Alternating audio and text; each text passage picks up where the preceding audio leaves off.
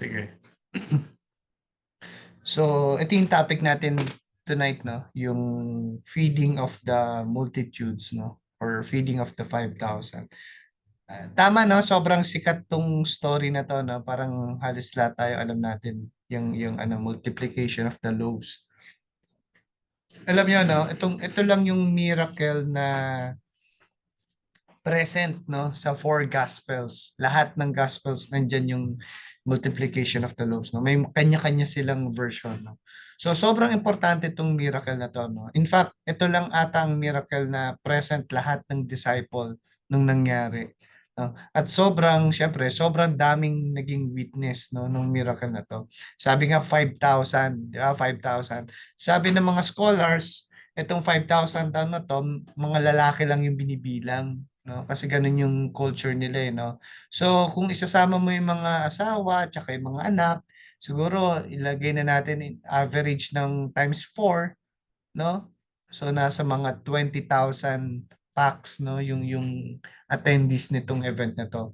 Pero alam nyo, no? Naalala ko dati, nagsisimba ako, no? Sabi dun sa isang homily, hindi ko to makalimutan kasi parang ito yung naging understanding ko sa story na to. Sabi dun sa homily na yon, no? Na yung miracle daw na to, yung batang nag-share ng pagkain niya. Yun daw yung miracle, no? Dahil nung sinimulan niyang ibigay yung natitira niyang loaf and fish, naglabasan daw yung 5,000 multitude, parang naglabasan sila ng kanya-kanya nilang pagkain. Nagets niyo, parang nagsimula ka mag-share, so lahat nag-share na. Kaya dumami yung pagkain. So ganun yung intindi ko, no? Ganun yung intindi ko.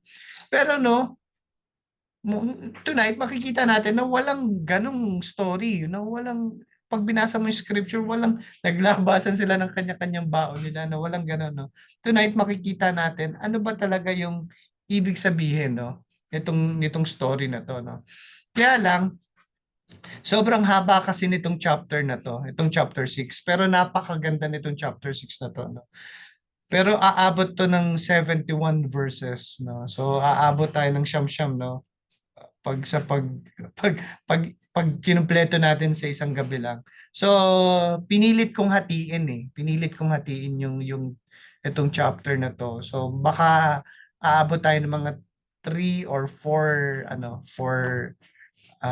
messages for just for this chapter. Pero sobrang sobrang ganda nito, no. So before we begin the verses, tanungin ko lang kayo, no. Kung tatanungin mo ang sarili mo ngayon, no, sa tingin mo ba, are you a follower, a believer, or a believing follower? Pag tatanungin mo yung sarili mo ngayon, nasaan ka dyan sa tatlong yan? A follower, a believer, or a believing follower? Pero siguro before natin i-identify yung i-classify yung sarili natin. Sa tingin nyo, ano ba difference nitong tatlong to? Ano ba ang follower sa believer or sa believing follower? Sa tingin nyo, anong difference sa itong tatlong yun?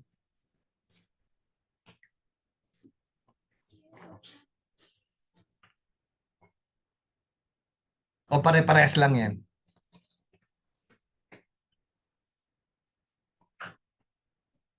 Kasi di ba minsan naririnig natin, no?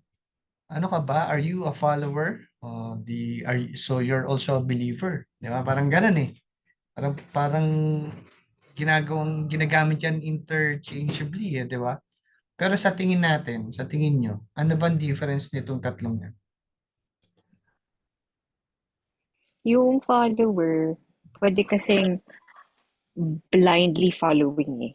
Hmm, Yung believer naman, pwedeng naniniwala ka, pero hindi ka nag-o-obey. tama. So, parang Tama, may tama. circle, Yes, tapos nandun yes. ka sa loob, Yes, tapos nasa yes. labas si God. Pwede mo Mm. siyang papasukin sa loob kasi believer ka na, pero ikaw, parang yung, ano mo na to yung bilog na may throne. Mm. Tatlong bilog yun eh. Yung isa, may upuan, tapos ikaw yung nakaupo. Yeah, ano yan, Tapos yung isa naman, yung nasa spiritual YouTube yun. carnal na, yung spiritual tsaka Oo. carnal. So, Tama, parang tama. ito din yun eh. Kasi yung believing follower, nandun na siya sa loob ng bilog. Pero siya yung nandun sa throne, kung believing follower. Naniniwala, yes, tama. Yeah, So, yeah. parang ginawa niya talagang Lord, no, si Jesus, no? Nag-o-obey Yeah, talaga siya. lordship, yes. Yes, yes, tama, tama, tama. Sino pa? Sino pang may ibang version or ibang interpretation? Pero tama yun, ha? Sino pa? Paano nyo i-classify yung follower, believer, and a believing follower? Try ko, bro. Sige, bro. Yung titingnan ko kasi yung parang follower, 'di ba? Meron kang sinusundan, Yes. meron kang parang leader, meron kang path na sinusundan. So, Mm. in a way, dapat parang ginagamit ka to follow. Yes. Alam mo yun, parang ganun. Yung believer, not necessarily a follower. Kasi pwedeng naniniwala ka lang pero hindi ka useful. Mm. Parang personal mo, hindi ka nagagamit sa iba. Parang Mm. personal yun. Pagka follower ka parang ginagamit ka parang to you to be of service. Alam mo Yeah. yun, parang may sinusundan na. Tapos yung believing follower, parang tama yung pinaniniwalaan mo, at the same time nagagamit ka. So parang nagiging useful ka. So yung Mm. tatlo, totally different Tama, siya tama, para sa akin. tama. Useful ka doon sa pinaniniwalaan mo. Tama, tama rin. Thank you, bro. Sino pa?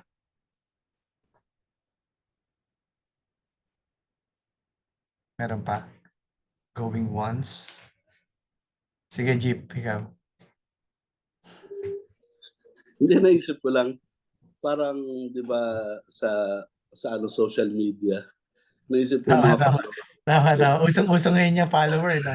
Maganda, magandang ano yan, ha? Maganda. Sige, sige, sige. Naisip ko lang kasi nagiging follower ka kapag meron kang nakitang Maganda yan. maganda doon eh. Meron kang nakitang Ah, maganda, di ba? Kunyari, yeah, natawa ka yeah. doon sa tao, papalo mo siya. Papalo mo, papalo mo. Ito. Pero once na meron kang makitang mali, I'm sure, Tama, uh, tama. tawag doon, baka pwedeng magbago eh. Diba? Baka yan Kumbaga, follow mo. lang siya. Unfollow mo. Diba? Pero sa tingin ko yung believer, yung kapag ka bibilib ka talaga sa isang bagay, sa isang tao, kahit ano pa eh. Kumbaga parang negative, positive, pero naniniwala ka eh. Kumbaga parang ipaglalaban mo eh. Ito yung pinaniniwalaan ko eh, di ba? Parang sa tao rin, di ba? Opinion, di ba? Yun yung pinaniniwalaan ko, kaya ipaglalaban ko to, parang gano'n. Yeah. Tama, tama, no. Anyways, Ang ganda nung ano mo, ang tawag sa ganyan, ang ganda nung picture na yun, Kasi perfect eh, no? Parang gamitin natin yung ganyang picture kasi uso ngayon, di ba? Tama eh. Pag merong, for example, merong isang celebrity, let's say doktor, kunwari doktor si GP, no? Meron siyang fina-follow ko siya kasi okay siya, no? Okay siya mag-explain, maliwanag, no? Tapos, naglabas siya ng gamot. Sabi niya, itong gamot daw na to, makakagamot sa akin. Pero, ayokong bilhin yung gamot kasi natatakot ako eh. Di ba? Baka sayang lang pera ko, hindi naman mag-work. So, I'm a follower of GP. Pero totoo, I'm not a believer. Di ba? Tama yung sinabi ni GP na meron siyang aspeto kung bakit niya fina-follow. Pero hindi buo. Di ba? Hindi buo na lahat yun fina-follow. Siguro natatawa lang siya. Pero other than that, ayaw na niyang sundin. So, follower siya, pero hindi siya believer, no?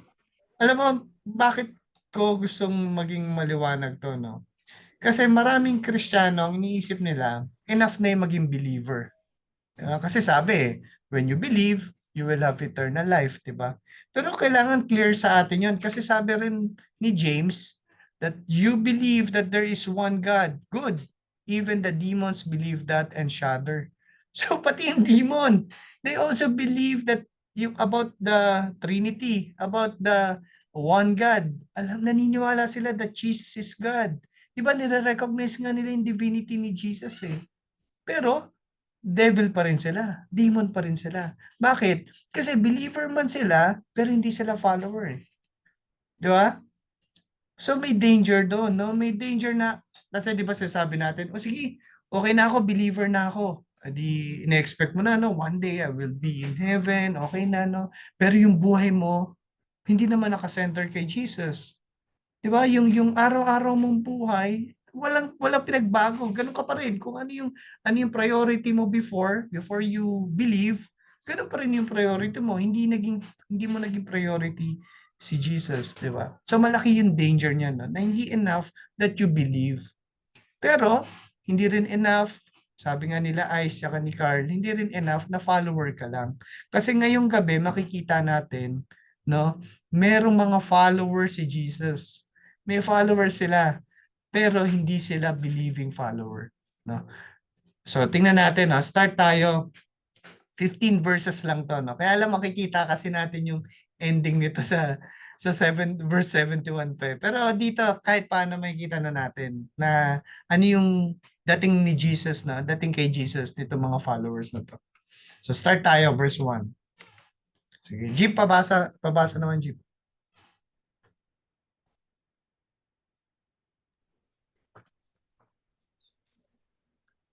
Okay. Verse 1.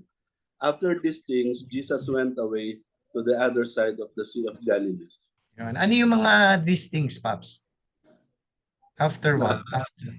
Yung mga nangyari before. So, Ano ba yun? Ano ba yung mga previous topic natin? yung mga nangyari na nakaraan. So, yun yung dito sa John. Sa John ba? Sa dyan. Ano nga yung last week natin? Sino nakakaalala? Ano yung huling event na pinanggalingan ni Jesus? Meron siyang pinagaling eh. Sino yung huli niyang pinagaling? Yun daw yun eh. After noon. Meron siyang pinagaling tapos kinorek siya ng mga Pharisees.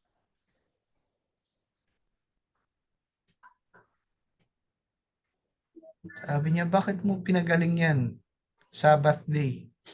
Di ba kausap niya yung Jews na kinaklaim niya siya yung Son of God. Yes, tama. Bakit siya kinonfront? Meron siyang pinagaling nun eh.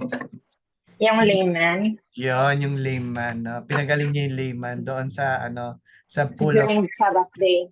yes, yung sa pool of Bethesda. No? So after daw noon, di ba, kinausap siya ng mga, ng mga Pharisees, tas dun, yan. So, yun no. So after daw nung miracle niya doon sa layman, yung healing niya doon sa layman, eto na yung nangyari, no? Jesus went away to the other side, no, of the Sea of Galilee. So ano nangyari? Pagdating niya doon kasi yung Sea of Galilee malaking no, body of water. So pag cross niya raw doon sa kabilang side, ano raw nangyari? Bro Carl. Sabi, a large crowd followed him because they saw the signs which he was performing on those who were sick. Then Jesus went up on the mountain, and there he sat down with his disciples.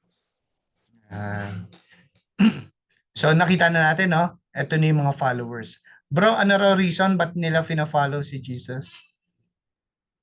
Kasi may kakaiba siyang ginagawa eh. May mga signs siyang Yun. siguro hindi nila ma-explain. Kaya Yeah. sinusundan nila. Hindi ba mga nakiki-OC lang yan? Yung iba. Pwede, di ba? Pwede rin, di ba? Ah, Halo-halo na yan, no? So, alam na natin by now, no, na whenever John write the word signs, no, parang nagpa-pertain siya to the miracles of Jesus, no? So, yung mga tao na to, nakita nila yung miracles ni Jesus, kaya sila nandyan. Sabi nga ni Carl, baka curious lang yung iba, di ba? Pero sabi rito, a large crowd, no? A large crowd followed him, no? Okay na sana, no? Okay na, ang daming followers ni Jesus, no? Di ba parang pag narinig mo yan, parang wow, okay yan, blessing yan, no? Ang daming followers. Kunin natin lahat, di ba? Parang sharean mo ng gospel lahat, no? Alam mo, nung inaaral ko to, may na-picture ako rito na isang event, no, na sikat dito sa Pilipinas, no? Na-picture ko rito yung mga deboto ni Nazareno, no? kung ang multitude kanina pinag-usapan natin nasa mga 20,000, no? Narinig ko minsan sa news na itong Nazareno daw, ang attendees dito, more than 200,000. Yung buong Manila, no? Ganong karami. Talagang, di ba, pag may ganyang event sa Manila, naglalakad yung mga ibang from other cities na nakayapak, papunta dyan sa venue na yan, no? Sabi ng mga sabi ng mga TV station, umaabot daw sila ng more than 200,000. So parang lumalabas kung 20,000 yung multitude, di times 10. Diba? Times 10 yung followers nitong Nazareno. Tapos pag ini-interview sila, naalala ko lagi, no? Teka lang, akala ko nawala na naman ako. So, pag ini-interview yung mga deboto ng Nazareno, ang usual answer nila kung bakit nila ginagawa yung sakripisyo na yan. Kasi at least one time daw sa buhay nila, naka-experience sila ng miracle. No? They believe na galing yung miracle na yon from the Black Nazarene. No? Sabi ng marami, including myself before, no, sabi ko rin na hindi naman importante kung tama yung tradition na to or hindi. As long as sincere sila na doon sa ganung reason, pwede na yon. Pwede. Ganun din ang paniwala ko before eh. Pero, ang question ngayon, ganun din ba ang tingin ni Jesus? Enough na ba kay Jesus na as long na sincere ka, okay na yon. Kahit na wrong motive, meron kang wrong motive, okay na yon. Basta sincere ka lang. Ang importante yung nasa puso mo. Ganun ba? Ganun ba mag-isip si Jesus? Ngayon makikita natin, no? Pero before natin tingnan yan, no? Balikan muna natin, ano ba dapat intindi natin, no? When we hear the word signs, no? Kung naalala niyo yung kwento ko before na, nung bata ako, nakita ko yung sign na yan, no? Yung sign na yan sa Balintawak, no? Akala ko doon, pag nakita, meron pang mas malaking version yan before eh, Baguio, turn left sa other side ng EDSA. So akala ko noon, pagka nakita mo na yung malaking billboard ng Baguio, turn left or turn right, Baguio na yon, no? Akala ko ganun nakalapit yung Baguio. Pero na-realize ko nung nakapunta na ako ng Baguio na hindi, babiyahe ka pa pala that time, mga 8 to 9 hours pa yung biyahe mo. So, sign lang pala yung nakikita ko, pero hindi yan yung destination, di ba? This is just a sign, no? Pero hindi ito yung main point, no?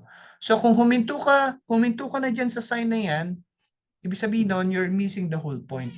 Maraming mga tao na humihinto sa mga miracles, di ba? Lalo na ng Pilipinas, usong-uso yan, no? Ang problema, hindi nila nare-recognize kung sino ba talaga yung pinopoint ng mga miracle na yon, di ba?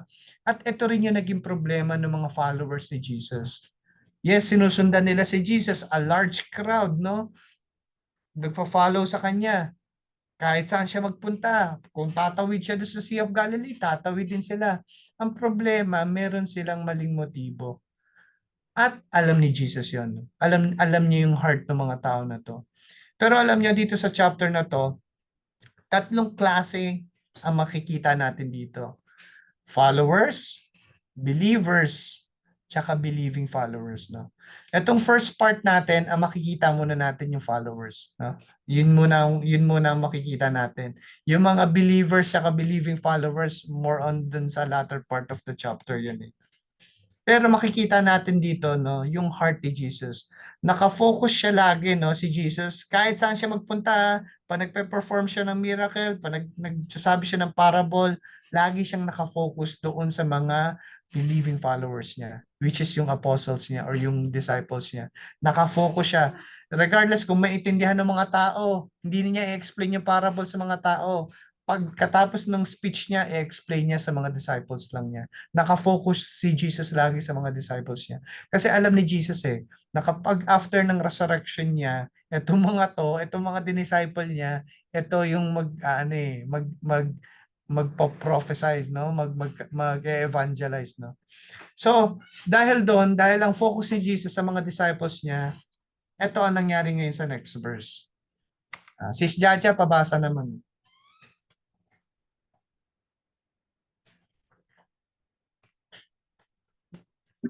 Nasa sign pa rin yung ano ko. Sige, hintayin natin. City. Session form daw. Ayan. Session form. Ayan. Okay. Chapter 6, verse 4. Now the Passover, the feast of the Jews, was near. Therefore Jesus, lifting up his eyes and seeing that a large crowd was coming to him, said to Philip, "Where are we to buy bread so that these may eat?" Yon. Konting background lang ha. Thank you, Sis Chacha. Si Philip kasi, disciple ni Jesus yan. Disciple niya yan. Ano? Sige, tumatawag sa akin kasi. Si Philip, disciple ni Jesus, no? So, he's a true follower, no? According sa scripture, no, si Philip daw, nakatira siya sa Bethsaida. No? Kung saan nangyayari to, itong event na to. Ibig sabihin, hometown to ni Philip. Tiga dyan siya.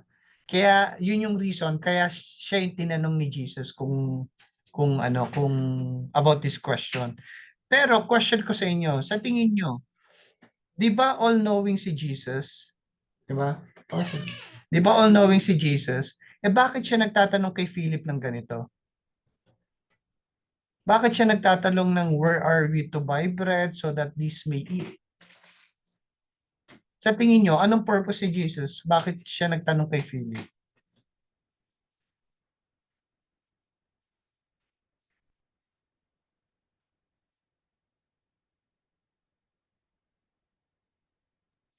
Bro, baka hinihintay niya na magkusa si Philip na mag-offer nung Mag-offer.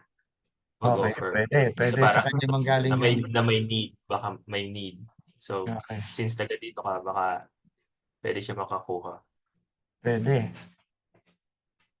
Sino pa? Starts with letter T. Starts with letter T.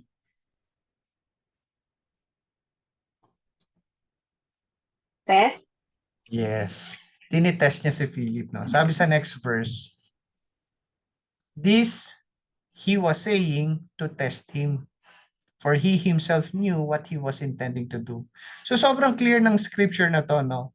Si God nagte-test talaga, no? Tinitest niya talaga tayo. So para saan ba ang testing, no? Para saan ba ang testing? Ito ang dapat clear na sa atin, no? Dalawa ang purpose ng test. Pwede siyang opportunity or pwede rin siyang isang trap, no? Si Jesus, tinitest niya tayo para we can exercise our faith. Makikita kasi yung heart condition mo based dun sa testing di ba? Ibig sabihin, no, kumbaga in every hardship, no, in every difficult situation, opportunity natin yon to give God yung true worship na gusto niya. Kasi madaling mag-worship sa Diyos pag ayos ang lahat di ba? Pero pag puro problema na, sagad ka sa lahat ng bagay, no, parang hindi ka di ba? Hindi yung sakto ka lang sa lahat ng bagay, di ba? Parang ang hirap magtiwala, no? Ang hirap mag ibigay yung buong faith or trust mo kay Jesus. Pero despite that situation, nandyan ka pa din at sumusunod at nag-o-obey pa rin sa Diyos. Sa mata ng Diyos, yun yung totoong worship, no? Kasi kita yung faith. Kasi ibig sabihin nun, kahit wala ka na makitang evidence of his existence, di ba? Hindi mo naramdam yung existence ni Jesus sa buhay mo. Naniniwala ka pa rin. At sabi ng Bible, ang tawag doon, faith. Di ba? Without faith, sabi ni James, you cannot please God. Yun yung isang picture ng testing. It's an opportunity. Pero ang devil, pag nag-test ang devil sa iyo, ano ginagawa niya? Gusto ka lang niyang i-lure or gusto ka lang niyang i-trap. Gusto niya mawala yung intimacy mo sa Diyos. Gusto niya mawala yung tiwala mo sa Diyos. Gusto niya i-question mo yung Diyos.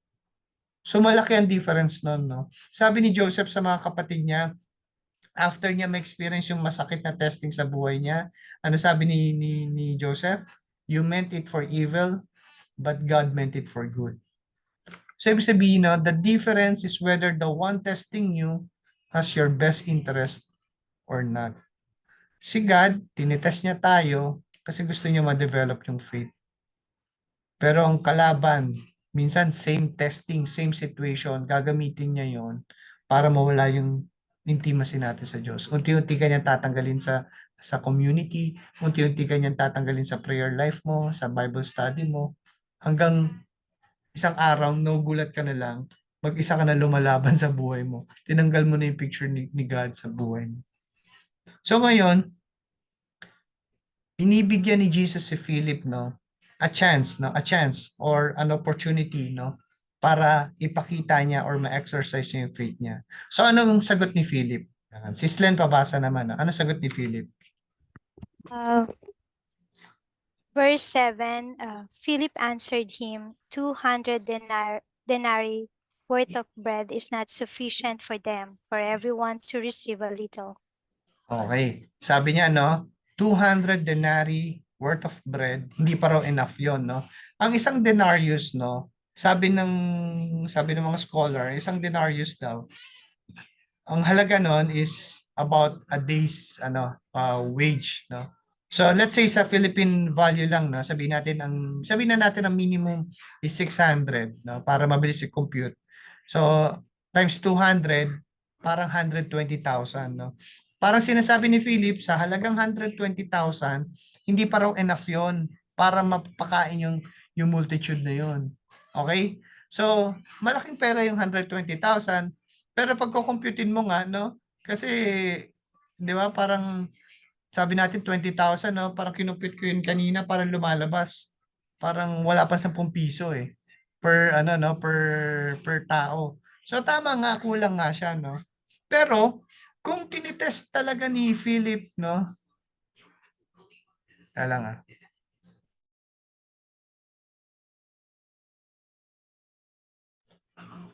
Pero kung talagang tinitesting ni Jesus si Philip, sa tingin nyo, pumasa siya sa test o hindi?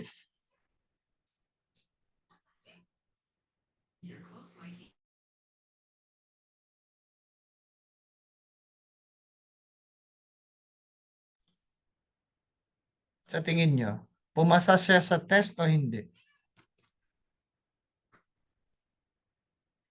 Hindi. Hindi. Bagsak siya, no? Yeah. Kasi ang nakita ni Philip, ano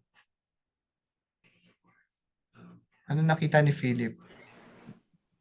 Kulang. Kulang, 'di ba? Ang nakita niya yung laki ng problema. 'Di ba? At hindi niya nakita yung laki ng Diyos, no? 'Di ba? Question ko ngayon, tayo kaya sa tingin nyo, yung mga pinagdadaanan natin ngayon, pumapasabas pa tayo dun sa testing o hindi? Ano ba ang nakikita natin ngayon? Nakikita ba natin yung laki ng problema o yung laki ng Diyos? Sino ba yung nag-share kanina? Si Sislen, no? Ang ganda ng sharing niya eh. Sabi niya, sobrang hirap sila, pero never, pag tinitingnan niya buhay niya, never naman siya pinabayaan ni God. Di ba? Parang kung tutusin, ang laki ng problema, mag-isa na lang siya doon sa mga kailangang mag-solve ng mga problem. Pero para sa kanya, hindi ako papabayaan ng Diyos. Alam mo ako, sabi ko kay GP recently, no, ako, nagfe-fail ako rito eh. Nagfe-fail ako rito eh. Kasi, ang dami kong problema ngayon na minsan nagpapanik yung utak ko. Ina-attack ako ng anxiety ko. No? Sabi ko, Lord, ba't hindi kita kayang pagkatiwalaan? No, ba't hindi ko kayang ibigay yung faith na kailangan ko for this problem? Talagang nagpapanik yung mind ko, hindi ako makapag-work, hindi ako makapag-isip, no? May mga ganun akong attacks, no? Pero sabi ni Jesus sa John 14, no? Sabi ni Jesus, peace I live with you, my peace I give you. I do not give to you as the world gives. Do not let your hearts be troubled and do not be afraid, no? Alam mo, lagi kong binabalik-balikan yung verse na yan, no? Na yung peace, nasa kanya eh. Di ba? Sabi niya, I do not give to you as the world gives. Ibig sabihin, yung mundo, nagbibigay din siya ng peace. Pero sabi ni Jesus, magkaiba kami ng binibigay. Di ba? Ako personally, lagi kong gusto yung peace ng mundo. Di ba? Gusto ko magbago yung sitwasyon ko before ako ma-calm down. Di ba? Gusto kong ma-solve muna yung problema before ako mag-calm down. Pero sabi ni Jesus, meron din akong binibigay na peace. Na kahit na hindi pa magbago yung sitwasyon mo, babaguhin ko yung puso mo. Di ba? Ibig sabihin, no, God often does something in you before He does something for you. Aayusin niya muna yung puso mo before niya aayusin yung sitwasyon mo. He will test you first to exercise your faith. After nun, tsaka mo makikita yung miracle. In short, puso muna bago yung sitwasyon. At yun din ang tinuturo niya sa mga disciples niya. Sabi sa verse 8, one of his disciples, no, si Andrew, Simon Peter's brother, kapatid daw ni Peter. Ano raw sabi niya kay Jesus? There is a lad here who has 5 barley loaves and 2 fish. But what are these for so many people? Nakita na nila yung solution, pero sabi nga ni Ice, hindi pa rin daw enough eh. Alam mo, naisip ko na binabasa ko to, ang daming followers ni Jesus, no? Ang daming multitude yung sumusunod sa kanya. Anong reason nila ulit? Carl, ba't sila sumusunod? Ano sabi kanina sa verse 2? Dahil gumagawa siya ng mga miracles eh. Gumagawa siya ng mga miracle. Alam ng multitude na gumagawa si Jesus ng miracle. Pero itong mga, sabi ko nga kanina, yung totoong followers niya, yung disciples niya, hindi nila nakikita, no? Kasama nila yung miracle worker, pero never nila na-consider lapitan at tanungin, no? Si Jesus pa, sinubukan pa nga niya si Philip eh. Pero hindi nila nakikita. Di ba? Sabi niya na 5 barley loaves and 2 fish, hindi to enough. Kasama mo yung miracle worker. Kasama mo yung bumubuhay ng patay, kasama mo yung nagpapalakad ng pilay, di ba? Again, no? Ako sabi ko nga parang guilty ako sa mga ganyan, eh, no? Pag may dumating tayo na problema, no? Minsan gusto mo pa rin tayo gumawa ng solution. Ayaw natin fully surrender sa Diyos. Parang minsan, kapag nagba-Bible study ka or nagde-devotion ka, buhay na buhay si Jesus. Pero pag nandiyan na yung problema, parang minsan inaalis natin yung spiritual side of it, no? Parang ako na ang mag-isang lumalaban. Pero, di ba? Parang minsan para tayong para tayong mga apostles ni Jesus na talagang antigas ng ulo. Hindi pa rin talaga natin nagigets na si Jesus yung kailangan, di ba? Kaya sabi ko nga, talagang lifetime learning talaga ang faith, no? Talagang susubok-subukan ka talaga ni God. Ibabalik ka niya talaga sa testing hanggang magets mo na, no? So, ano sagot ni Jesus dito? Si Ice pabasa naman. Ano sagot ni Jesus dun sa sinabi ni Simon Peter? Ay, Jesus yes. Jesus said, "Have the people sit down." Now there was much grass in the place, so the men sat down, in number about 5,000. Yun, no? Umupo, no? Parang ano yan eh, parang ang picture niya, parang you have to sit back, relax, parang gano'n na, enjoy the show. Parang gano'n, no? Parang eto na, meron nang gagawin, magpe-perform na si Jesus ng something big, no? So anong ginawa niyang performance? Sabi rito, Jesus then took the loaves, kinuha niya yung loaves, then having given thanks, he distributed to those who were seated. Likewise, all of the fish, no? Likewise also of the fish as much as they wanted. Kinuha niya yung after niya magbigay pasalamat, ibig sabihin nagdasal si Jesus, tapos dinistribute niya yung loaves, tsaka yung fish. At sabi, as much as they wanted. No? Jesus prayed for the food, and just like that, no, hindi na natin nakita kung paano dumami yung 5 loaves and 2 fish. Walang pin-provide ang Bible na detail about that, no? Pero ano ang clear? That after Jesus prayed, the bread and the fish became unlimited. Walang sinabi naglabas sila ng fish, naglabas sila ng loaves, kaya dumami. Ano yung clear? After ng prayer ni Jesus, after he prayed to the Father, naging unlimited yung fish, naging unlimited yung loaves. Sabi dito, they can get as much as they wanted. Ang sarap. Ang sarap niya, no? As much as they wanted. Kanina ni picture, walang-wala na sila, di ba? Tapos isang iglap lang, overflowing na yung provision. Ano yung participation ng mga na multitude? Wala. Sabi kanina yung binasa ni Isaac, pinaupo lang sila sa damo eh. Tapos wala silang participation, wala silang naitulong dun sa miracle. Alam niyo, na-realize ko, no? Kung may problema ka ngayon, balikan mo tong story na to. Kasi kung gugustuhin ni God na punuin ka, sa isang iglap lang kaya niya gawin yun eh. Di ba? Kung ang challenge natin ngayon is lacking, no? Isang iglap lang kung gusto ni God, kaya niya ayusin eh. Isang iglap, you can experience satisfaction. In short, punong-puno ka.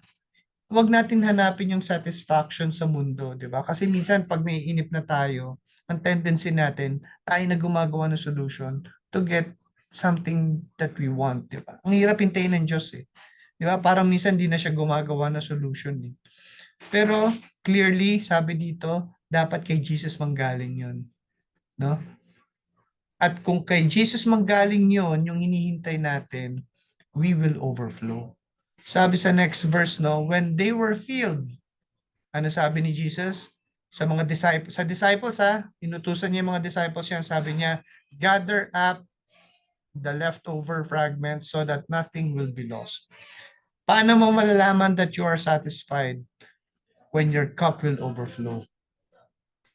They can eat as much as they want, tapos may leftover fragments pa.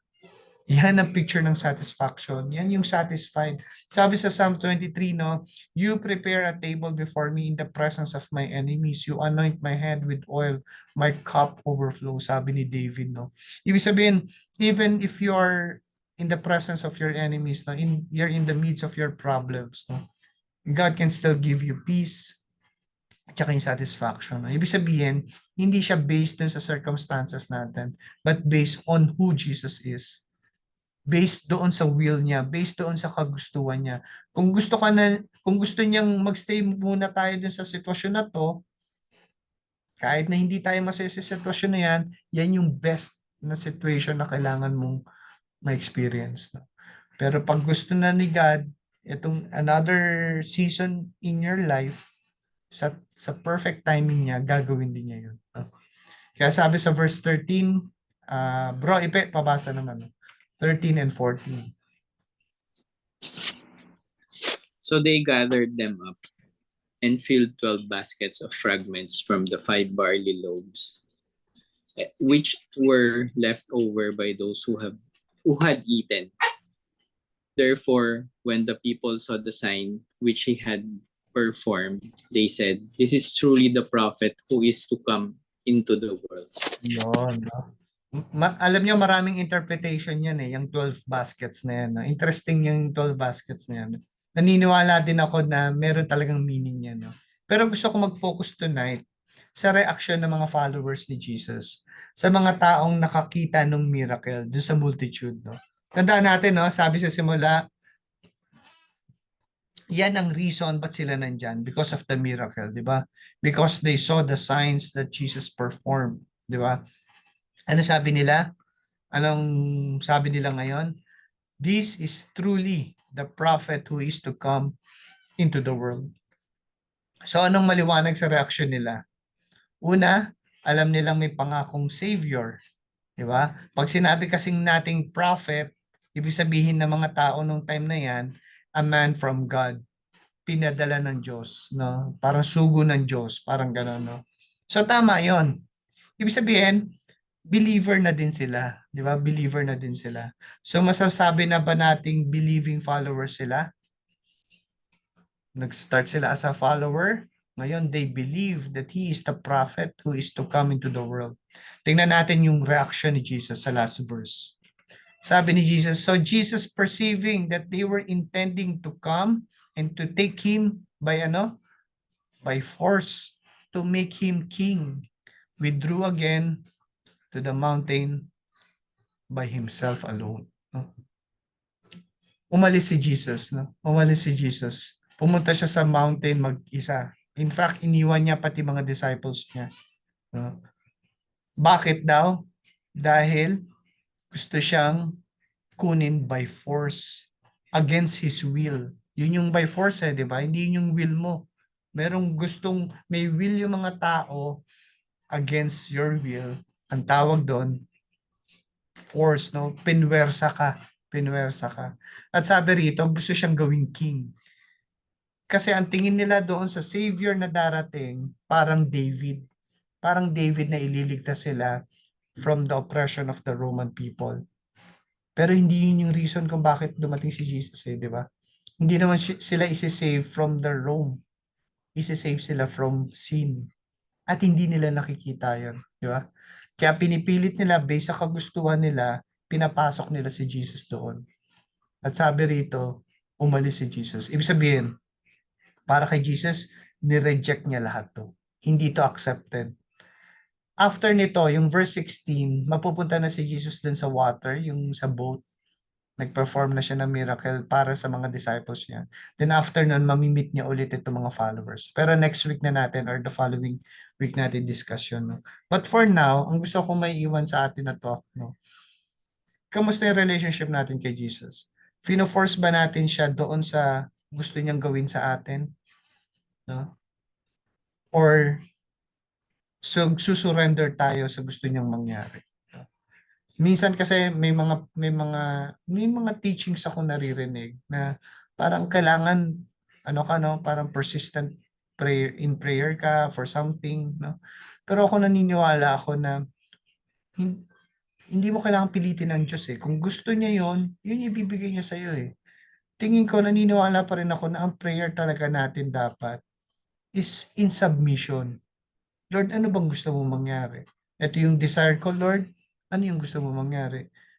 Ikaw yung king. Yeah? Ikaw yung king. Hindi kita gagawing king based dun sa gusto kong itsura. Hindi kita ifo-force doon sa buhay na gusto kong magkaroon. Kasi yung will dapat niyang masunod eh. Yeah? Ano ba yung accepted para kay Jesus? Kamusta yung relationship natin pagdating sa bagay niya?